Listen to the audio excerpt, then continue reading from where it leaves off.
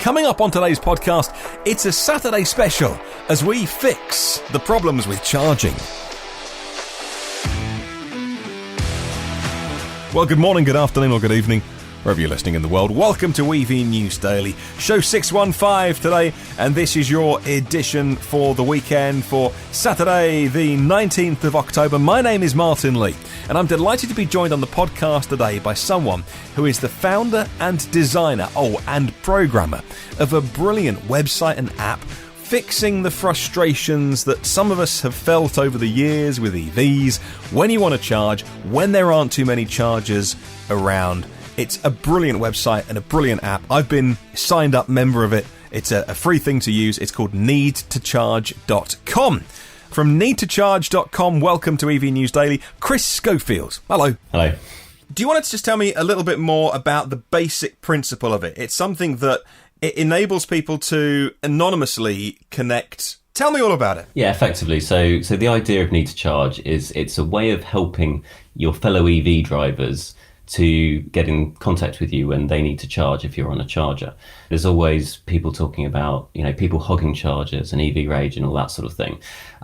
This isn't sort of trying to tackle that, but this is more about me as a responsible EV driver. I want to say, look, I'm on a charger, there's a restaurant here and I'm going to use the restaurant. And this is, one of the reasons it first started, because the charger was a Rapid was outside a pub. I wanted to go in the pub and have dinner while the car was charging. And coming out, I didn't want to have to keep checking every half hour or every 10 minutes on a Rapid to see whether someone needed to charge.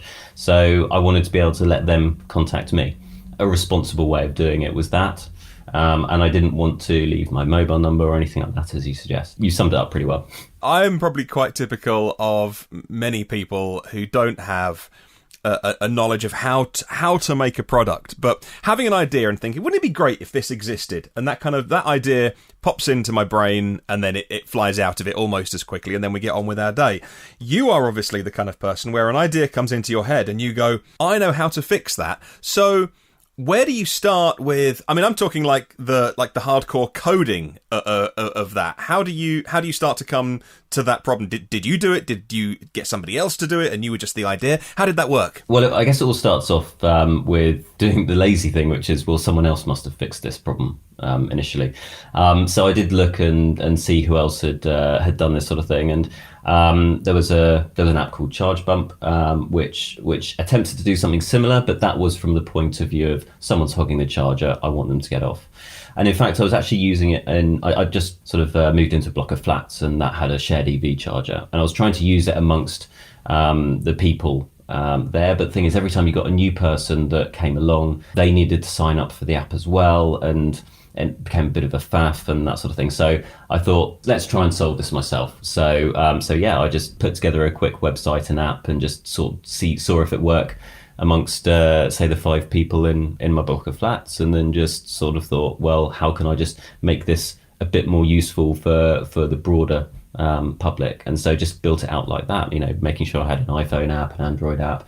I coded it all myself. I did the website myself, and it's my background is I'm a geek. So these sort of things are, if it's not there, just make it yourself sort of thing. In an ideal world, there would be chargers for everybody when they turn up to an EV charging station, but we don't live in an ideal world, and the infrastructure is always going to be either slightly ahead or slightly behind what's needed. Nobody wants to build a charging station with 40 chargers, although actually we would love that, and for them never to be used. Equally, we want more than just one solitary charger at a motorway service station that everyone's queuing up to charge. Were you thinking about the bigger picture, as it were, like the infrastructure thing? Yeah, so I guess my first EV was an i3. I've still got it actually, so and absolutely love it.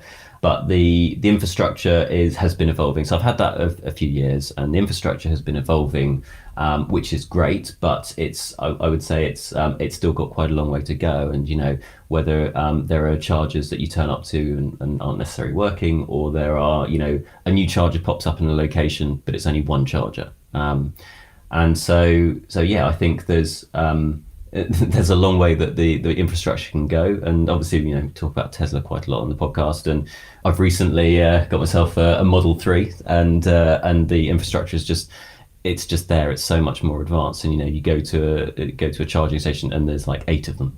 That for me was actually one of the main driving forces, behind going for a Tesla. And I'm very, very much hoping that the general infrastructure improves as well. But yeah, let's see how the government are going to do on that one. The idea is that nobody has to register for an app, nobody has to register for a website. They can simply go to needtocharge.com and put in the registration number of a car that is on charge. And if that person who is charging the car has registered, they will receive a notification. How do they get those notifications? Is it a text? Is it an email? One person needs to sign up for an account, which is the person with the car that's going to be on charge. But yeah, you're right, that the person then that coming along who wants to request a charge, they don't need the app. They just go to needtocharge.com and put in the registration number. The person that's on charge, they then can choose how they get notified, whether it's by an email or whether it's by push notifications to your Android or iPhone device. And then also I'm working on getting text messaging set up as well. I guess one of the problems is, this I give this app away free. There are no adverts. I want to to spread the love. I want as many people to use it as possible. But then as I introduce things which actually start costing me, like text message charging, I need to work out how to support that. That's exactly how it is. And I'm trying to look at other ways that just to make it as easy as possible to use. So one of the ways is that you can, on the website, if you're registered, you can download something that goes in where you used to put your tax disc, a little slip there, and on it there's a QR code, and that QR code is directly linked to your vehicle. So it just has your registration number in it. So when someone comes along, they can just scan the QR code and it'll launch needtocharge.com. It'll automatically fill in your number plate. So you just have to hit one button which says I need to charge, and that will send a message to the person that's on charge and say someone's waiting to charge. And then you can respond either in the app or via email. The way it works is it hides all the information behind the scenes. So you're never sharing your email address with anyone, you're never sharing your phone number with anyone, but it then sort of allows you to message each other to say, oh, I'm going to be back in 10 minutes, or sorry, I'm going to be an hour, or whatever. It's a way of opening up the communications so that people then know, okay, well, I can just wait at the charger for a few minutes for them to come back, or they're going to be here all night, I'm going to move on to another charger. So I'm trying to think of use cases for this that I've come across in my personal life, just to share with the listeners. And so there are examples. I'll give you a couple of examples, actually, for people listening. The first one is at motorway service stations. There's a legacy network that were the first ones out there. They put normally 2 chargers in there, but on one of the chargers they had CCS and CHAdeMO, and on the other charger they had CHAdeMO and AC. Now, I drive a Renault Zoe, which needs AC power. If I turn up and there's one car charging, but it's using the AC side, maybe on the, they've got their leaf plugged into the CHAdeMO, it'll be great to be able to message someone and say, hey, I really need to charge my Zoe, would you mind moving to the other one? And the EV community is mostly friendly, and somebody will be fine with that. The other one as well is we tried having an EV with the Zoe, 22 kilowatt hour, worked really well, fantastic, let's get the bigger one. So we've now got the bigger battery. I often charge now when I don't need to. It's always good to be topping up if you're on a long journey. And if someone messaged me and said, hey, I need to charge, in that situation, I don't need the charge. I would then go out and just unplug because I was just charging sort of opportunistically, if that makes sense. What are some of the stories? Have you had any feedback from your users in terms of examples of how they've used Need to Charge? Those examples are great. Like people that are opportunity charging is a great example where you would want to be able to say, look, I'm opportunity charging, but if you need to use it, absolutely fine. Other examples are people using it in their workplace. So if you've got, maybe 5 or 10 EVs that are at a workplace and your workplace has 1 or 2 chargers, what you don't want to do is have a chat group or something like that set up. It's easiest just to if you come along and just see someone on a charger, just send them a charge request, and then when they're done they can let you know. So yeah, that sort of thing. And then also I used it, as I say, and one of the reasons I started off was in block of flats that I was using, and it was just a way of being able to securely communicate with people that actually you may not necessarily want to give them your number or other details. There are lots of examples of ways it can be used. I would say the way that I would not want it to be used is like as an aggression thing to say get off the charge or whatever, but it's as a way of just sharing the infrastructure as it evolves. Yeah, there was one time when I pulled up to a charger and somebody had just pulled in before me, So I was like, oh, this is not great. But it was at a motorway service station. So I thought, and I had maybe 5 or 10 miles left. They plugged in and wandered off. And I thought, well, I'm going to wait because I'm desperate. But it's at motorway services, so they're not going to be more than half an hour, 45 minutes. So as they walked off and went into the service station, the charger tripped out. Aside from trying to remember what the guy looked like and walking around Fleet Services trying to look for him, I was just sitting there desperate for a charge, and his car, another Zoe, had just made the dashboard go red and it had stopped charging. It would have been so good if he was on need to charge, because I could have pinged him and gone, hey, your charging session has stopped. Do you want to come back? And, even if I couldn't have used it, so he would have got back to his car and found it was a wasted session. As it was, I'd limped down the road and used a Polar charger in Basingstoke. But when you first started to see people use it, that must have been a really nice feeling. It's a great feeling when someone uses something that you create, and you get the feeling where, wow, I've actually done something useful and not just for me. Because, as I say, I give this away free, I don't exactly have a marketing budget to go with it. So having 5 users to start with, I mean, there were 5 users for a short amount of time. And then I thought, well, how am I going to get the word out? So I went onto a couple of EV forums and on Facebook. And that's a good way to sort of obviously spread the word. But I don't know if you've used the internet, but people can be quite opinionated on there. So a lot of people might, well, not a lot of people, but a number of people, and they tend to be like the vocal minority, might just reply and say, no use, or this won't work, or that sort of thing, and that immediately puts a downer on it, and then everyone else sees that and they're like, oh well, if this isn't going to be useful for me, then I'm just going to stop reading now. I would say over the course of maybe a year, you see the numbers steadily grow, and then you start to have more users that join per day, but then you also get a few advocates. And so I've had a few people that have said, I've told everyone at work, or I've told everyone in my group, and then some people have said, I've actually made things. So some of them made magnetic things that they put on the chargers to say, why don't you start using Need to Charge at this charger so that we can share it in a responsible way. And there's one guy in Ireland, a guy called Phil, who's started making these discs for people that that you put in that you put in the task disc holder, but like making laminated discs with a sucker on that you can put in your window with the QR codes, and all you do is you send him £1 for the postage, and he will send you out one of these, a whole pack of things like windscreen stickers and things to put on other people's cars just to let them know about it, and things to put on chargers, and just ways of spreading the word. I mean, people are. He has single-handedly got Ireland mobilised on this. It's amazing.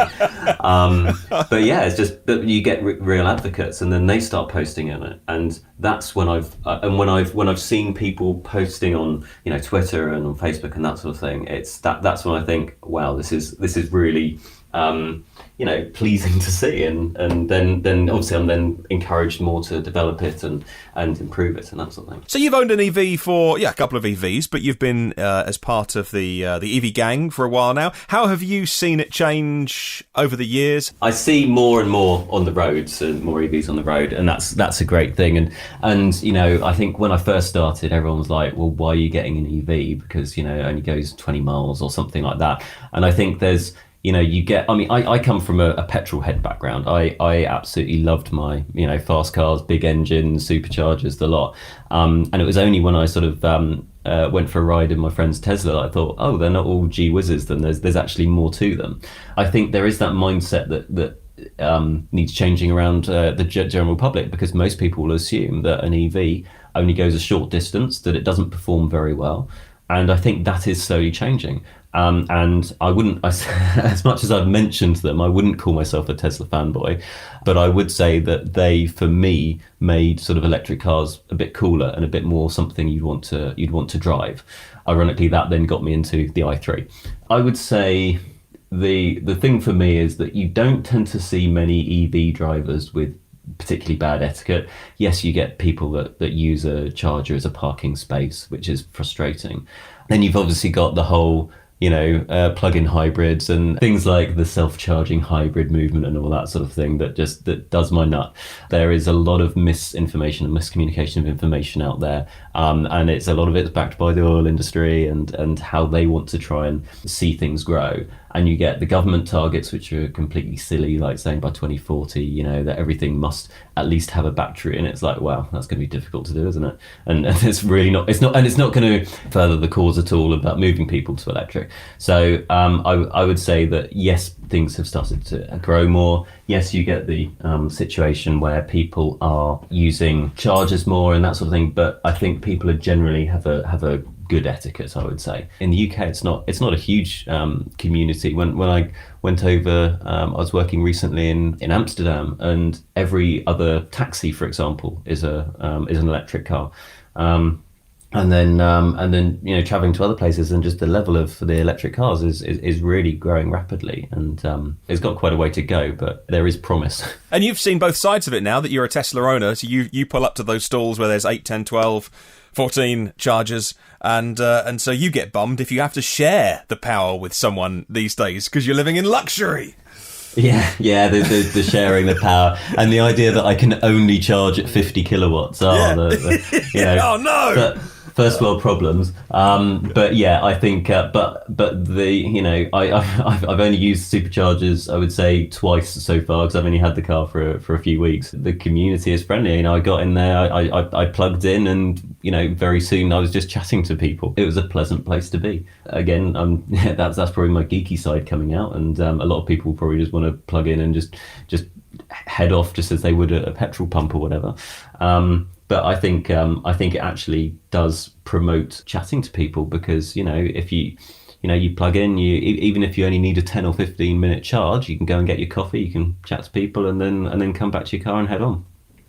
I guess ultimately, as an EV owner, what you're hoping for is a time in the future where the infrastructure matches the cars on the road to such a point where they don't need to use your website because there's always availability. And in a way, you're solving a problem in 2019 that I guess as an EV fan, you're hoping isn't there in 2030.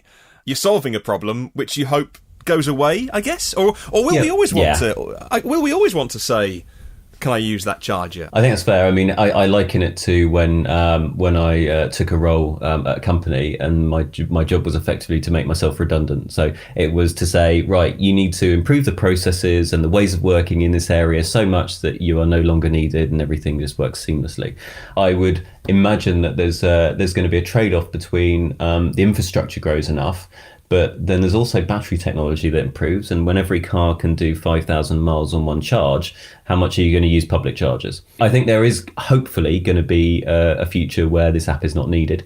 I would like to think that it will evolve into something else as the times change. And then, it'll have a user base, and then that user base can, move with it. So when I knew I was going to be speaking to you, I thought, well, I better log back into the app. And I was delighted that when we changed the car a few weeks ago now, a couple of months ago maybe, I'd obviously, and I'd totally forgotten I did this, I'd obviously logged, one of the first things I did was log into needtocharge.com and update my registration plate, which I'd forgotten I'd done, but I was very impressed with my own sense of my own organisation, which is kind of ironic because I was an hour late for the interview that I'm doing with you. But I guess that's, if anyone's listening and they use needtocharge.com and you've changed your EV, remember to change your number plate in there and update it. And if anybody is listening to the show right now, I would really hope that if they're in the UK, that whilst they're listening, they're also getting their phone out, getting their laptop out, and signing up for needtocharge.com. You've got apps, iOS and Android. It's just a case of searching, in the app stores. Exactly right. Yeah, that's right. And you can have multiple EVs on there, so you're not just limited to one EV per app or anything like that.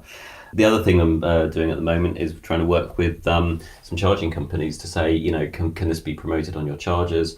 And then ultimately, if we can start working to say, okay, well, how much does a charger know about a car? So then ultimately, you can just rock up to a charger and then send the request from the charger, taking as much of the effort out of things as possible. There's a lot that technology should be able to solve. There's really nothing stopping it working in any country. One of the enhancements that I got asked to add recently was having a different view for different number plates. So I tried to put just about every different EU number plate on there, so you could just change it in your settings to see what's shown in the app. But yeah, effectively a number plate. It's a number plate. It's just digits and numbers.